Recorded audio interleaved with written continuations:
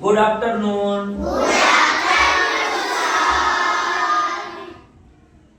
જો unit 4 I love my family. આ unit ની અંદર સરસ મજાની એક વાર્તા આવે છે. વાર્તાનું નામ છે ધ ઓલ્ડ ફાર્મર.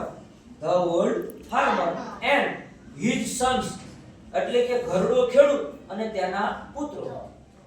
તો આ વાર્તા છે હું પહેલા તમને ગુજરાતીમાં કહું છું. કઈ ભાષામાં કહું છું? ગુજરાતી. અને પછી છે આપણી વાર્તા છે એને આપણે અંગ્રેજીમાં એનું વાંચન કરશું અને અંગ્રેજીમાં વાર્તાને સમજશું. તો બધા રેડી ને? હા. અડો પડે ટટ્ટાર બધાય બેસવાનું છે. જો એક ઘરડો ખેડૂત હતો. એક ઘરડો ખેડૂત હતો. ઘરડો હતો એટલે પોતે છે કામ ધંધો કઈ કરી શકતો નહોતો. એ બસ આરામ કરતો હતો. અને એને 4 પુત્રો હતા. કેટલા પુત્રો હતા? 4 છોકરાઓ હતા. ચારેય છોકરાઓ હતા, ચારેય પુત્રો હતા. એના છે એ બધાના લગ્ન થઈ ગયા હતા. બધાને છે એની પત્નીઓ, છોકરાઓ બધું હતું. બધાને પોતપોતાનું ફેમિલી હતું. પણ બનતું એવું કે આ ચારેય છોકરા છે અંદરો અંદર ઝઘડો બહુ કરતા હતા, લડતા હતા, ઝઘડો કરતા હતા. આપણા ગામડાની દેશી ભાષામાં કેવી તો બાઝતા. આવું આપણા ગામડામાં થતું હોય ને કે એક ખેડૂત કે કોઈ વ્યક્તિ હોય એને 2-3 છોકરા હોય તો થોડાક દિવસે અંદરો અંદર એકાબીજા ભાઈઓ બાઝતા હોય. આવું જોયું છે ને તમે ગામડામાં? તો આવી રીતે આ ખેડૂતના 4 છોકરાઓ હતા ઈ અંદરો અંદર છે ઈ થોડાક દિવસે લડાઈ ઝઘડો કરતા હતા. હવે જે આ ઘરડો ખેડૂત હતો, આ છોકરાઓના પપ્પા, એના પિતાજી, એને આ વાત ગમતી નહોતી. એને ખૂબ ચિંતા થતી હતી કે મારા છોકરા છે અંદરો અંદર લડાઈ ઝઘડો કરતા રહેશે, બાજશે તો ગમે ત્યારે એના બહારના વ્યક્તિઓ, બીજા વ્યક્તિઓ છે એનો લાભ લઈ જશે અને મારા છોકરાનું નુકસાન થશે. મારા છોકરાને એનો છે ઈ નુકસાન થશે અને એની ખામી ભોગવવી પડશે. એટલે આ જે ખેડૂત હતો ને એને ખૂબ ચિંતા થતી હતી, એને ઉપાધિ થતી હતી કે મોટા થઈને મારા છોકરાને એમને નુકસાન થશે. જો અંદરો અંદર લડાઈ ઝઘડો કરશે તો બીજા વ્યક્તિઓ એને આસાનથી, બીજા વ્યક્તિઓ છે એ બહારના વ્યક્તિઓ મારા છોકરાને નુકસાન પહોંચાડશે, એને પહોંચી જશે. એને લડાઈ ઝઘડો બીજા વ્યક્તિઓ જો અંદરો અંદર કરશે, બીજા વ્યક્તિઓ આનું મારા છોકરાનું કંઈક ને કંઈક પડાવી જશે. આવી એને ચિંતા થઈ ગઈ આ ખેડૂત. પણ કરે શું? પછી એક દિવસ એને વિચાર આવ્યો. એટલે એને 4 છોકરાને પોતાની પાસે બોલાવ્યા. 4 છોકરાને કીધું કે આવો. એટલે 4 પુત્રો છે ઈ આજે ઘરડો ખેડૂત એના ખાટલે સૂતો હતો ત્યાં બાજુમાં આવીને ઊભા રહ્યા. એટલે 4 ખેડૂત ઊભા રહ્યા. એટલે જો એના પપ્પાએ કીધું કે આવી ગયા? તો કે હા. પછી એને કીધું કે તમે એમ કરો, એક લાકડીનો ભારો લઈ આવો. લાકડીનો શું લઈ આવો? ભારો. આખું બંડલ લઈ આવો.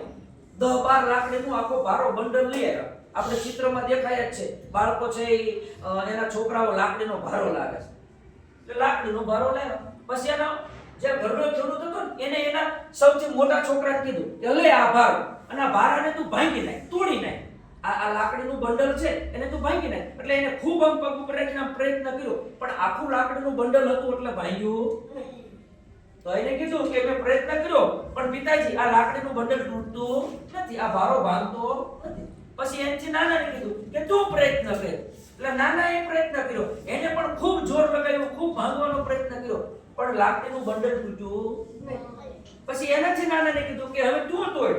આ લાકડીઓનું બંડલ છે ભારી છે ને તું ભાંગી નાખ. એને પણ ખૂબ મહેનત કરી, ખૂબ બળ થયું પણ લાકડીઓનું બંડલ તૂટ્યું નહીં. એ લાકડીનો ભારો એનાથી પણ ભાંગ્યો નહીં. નાના છોકરાને કીધું, સૌથી નાના છોકરાને, એને પણ પ્રયત્ન કર્યો પણ લાકડીનું બંડલ કોઈથી ભાંગ્યું નહીં. પછી એના પિતાજીએ કીધું કે કઈ વાંધો નહીં, નથી ભાંગતું? કે બધા કે ના પિતાજી આ લાકડીનો ભારો છે એ ભાંગતો નથી. એટલે કીધું કઈ વાંધો નહીં, લાકડીનો ભારો છે છોડી નાખો, લાકડીને બધી છૂટી કરી નાખો. એક લાકડી છૂટી થઈ ગઈ. પછી કીધું એક લાકડી આપી મોટા છોકરાને ભાંગી નાખ. એટલે મોટા છોકરાએ ધડ દે બળ કટ દે ભાંગી નાખી. બીજી લાકડી લઈને નાના છોકરાને કીધું તું ભાંગ. તો એને ભાંગી નાખી. એને પછી ત્રીજા નંબરને કીધું કે તું ભાંગ. તો એને પણ એક લાકડી લીધી, પગ ઉપર મારી રીતે ભાંગી દીધી. ચોથા છોકરાને કીધું તું એક લાકડી લે. એને પણ એક લાકડી લીધી અને એને પણ છે ખૂબ આમ બળ કર્યું તો એને લાકડી ભાંગી દીધી. બધાથી લાકડી ભાંગી ગઈ. ઈ કે આ પહેલા બધાએ પ્રયત્ન કર્યો પણ લાકડીનું બંડલ હતું, બધી લાકડી ભેગી હતી. બધી લાકડી કેવી હતી? ભેગી. બધી લાકડી ભેગીનો આખો થઈ અને આખો ભારો બન્યો તો એટલે કોઈ ચીનો ભાગ્યો અને એક એક લાકડી છૂટી કરી નાખી, નોખી પાડી દીધી, અલગ કરી નાખી એટલે બધાથી એક એક લાકડી ભાંગી ગઈ. પછી એના જે આ ઘરડા ખેડૂત હતો ને, ઘરડો ખેડૂત, પેલા ચારે છોકરાના પિતા, એને કીધું કે આમાંથી તમને કઈ પાઠ શીખવા મળ્યો? પેલા છોકરા એકાબીજી સામે જોવા મળ્યા કે આમાંથી પછી છોકરાને લાઈટ થઈ, એના મગજની અંદર છે ઈ સમજાણું. એને કીધું કે હા બાપુજી. કે શું સમજાણું? કે જો આ લાકડી બધી ભેગી હતી એટલે કોઈથી ભાંગી શકી નહીં, બંડલ હતું, ભારો હતો એટલે કોઈથી ન ભાગ્યું. પણ લાકડી છે ઈ તમે ભારો છોડી નાખો અને છૂટી કરી નાખો, એક એક અલગ કરી નાખો, પછી એને વારાફરતી ભાંગવાથી બધી લાકડી ભાંગી જાય છે. તો એના પિતાજી કે આમાં તમે શું શીખ્યા? કે પિતાજી લાકડીની જેમ જો એક રહીએ, લાકડીની જેમ શું રહીએ? એક.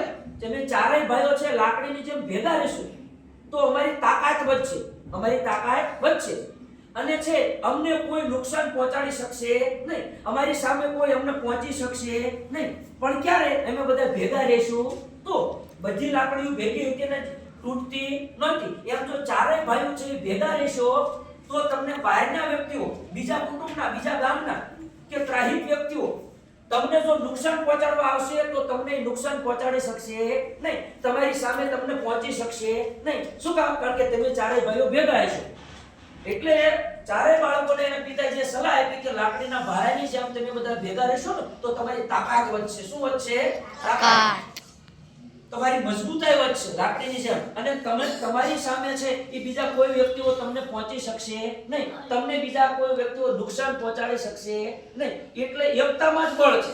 જો આપણે એક થઈને રહીએ તો એકતામાં જ તાકાત છે. અને જો લાકડીની જેમ છૂટા રહે છે, અંદરો અંદર બાંધશું, અંદરો અંદર શું કરશું? બાંધશું, લડાઈ ઝઘડો કરશું અને અલગ અલગ લાકડીની જેમ નોખા રહીશું તો લાકડી આસાનથી તૂટી ગઈ હતી એમ છે ઈ તમને બહારના વ્યક્તિઓ આસાનથી મારશે, તમારે કઈક વસ્તુ લઈ લેશે, તમને નુકસાન પહોંચાડી શકશે કારણ કે તમે લાકડીની જેમ અલગ અલગ છો. એટલે તમારે બધાને ભારાની જેમ, શેની જેમ? બંડલની જેમ, ભારાની જેમ એક થઈને રહેવું જોઈએ એમ એના પિતાજીએ કીધું. અને પછી બધા બાળકો એના પિતાજીને પગે લાગીને કીધું કે પિતાજી હવેથી આજથી અમે ચારેય ભાઈઓ છે ઈ લાકડીના ભારાની જેમ એક થઈને રહેશું, અમે અંદરો અંદર લડાઈ ઝઘડો કરશું નહીં. એવી બધા ચારે ચાર પુત્રોએ ખાતરી આપી એના પિતાજીને. હવે કોઈ દિવસ અમે અંદરો અંદર લડાઈ કે ઝઘડો કરશું નહીં અને ભારાની જેમ એક થઈને રહેશું. અને એક થઈને રહેશું તો અમારી પણ મજબૂતાઈ વધશે, અમારી તાકાત વધશે. અને એના પિતાજીને સમજાવ્યું હતું કે ભાઈ એકતામાં જ આવી તાકાત અને બળ રહેલું છે. તો આ વાર્તામાં આપણને પણ શીખવા મળે કે આપણે કુટુંબ હોય કે ભાઈઓ હોય કે નિશાળના આપણા રૂમના બાળકો બધા એક થઈને રહીએ તો એકતામાં શું છે? બળ છે. એકતામાં શું છે? બળ છે. આવી રીતે સરસ મજાની આ વાર્તા છે. હવે આપણે આ વાર્તા આપણે અંગ્રેજીમાં જોઈશું.